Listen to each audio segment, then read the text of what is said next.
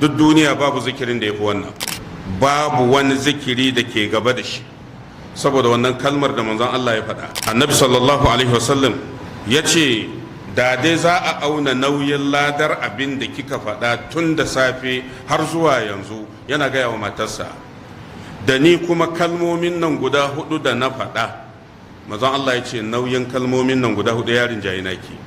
So kaga kenan babu zikirin da ya kai shi.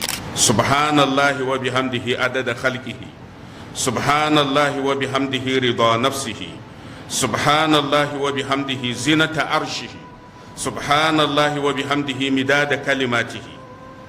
In ka lura da wannan zikiri, wato annabi yana cewa tsarki ya tabbata ga Allah, yabo yana ga Allah, ina tsarkake Allah, ina yabon Allah gwargwadon yawan halittun Allah. To waye san yawan halittun Allah in ba Allah ba? Kashe kaga kenan babu zikirin da ya fi shi.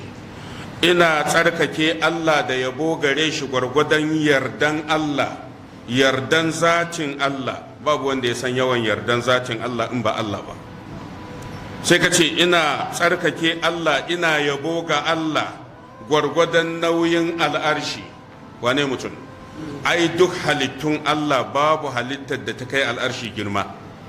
To da ka tashi zikiri sai ka ce to ni ina zikirin Allah, ina yabon Allah, ina godiya ga Allah da tsarkake shi gwargwadon nauyin al'arshi.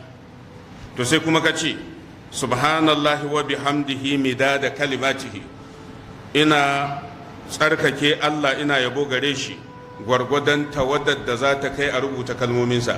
Ai shi Allah ya ce ba za ma a samu tawaddar ba ko? Amma kai sai ka ce ina yin zikiri in ma za a samu tawaddar da za ta iya rubuta adadin kalmomin Allah, to zikiri na ina yin sa adadin wannan. Shi yasa aka ce babu zikirin da ya fi wannan, babu shi. Allahu akbar.